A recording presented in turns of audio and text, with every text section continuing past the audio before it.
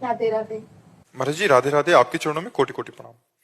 महाराज जी, हम अपने जन्म का सही उद्देश्य कैसे जान सकते हैं? भगवान ने इस साधु समागम के द्वारा प्रथम भगति संतन कर संगा, हमारे जीवन का उद्देश्य क्या है ये सत्संग से पता चलता है। जब हम साधु समागम करते हैं तो पता चलता है साधन धाम मोक्ष कर द्वारा।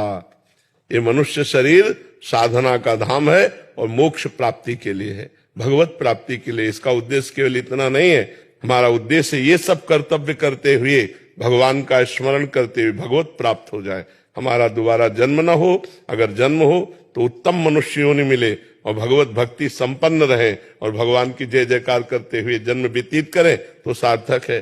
तो हमारे मनुष्य जन्म का उद्देश्य भगवत भजन, भगवत प्राप्ति। अगर ये नहीं हुआ तो ये सब करते हुए भी हमारी दुर्गति नहीं रुकेगी। दुर्गति रुकेगी भजन से। जिन हरि भगत हृदय नहीं आनी, जीवित सब समान प्रेप्यानी।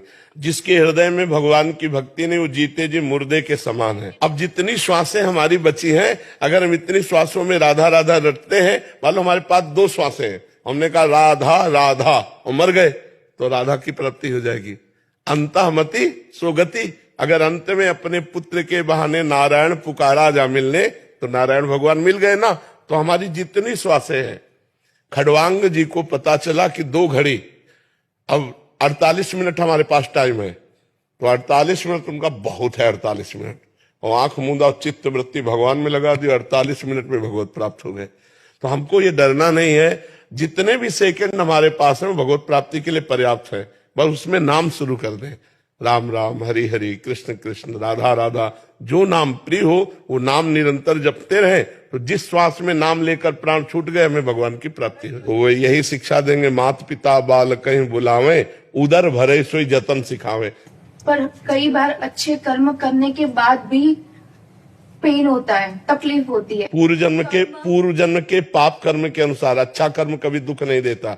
जैसे हमने अभी अच्छा कर्म किया, हमारे शरीर को पेन हो रहा है, तो पूर्व जन्म के कर्म से। ये वर्तमान का कर्म नहीं है।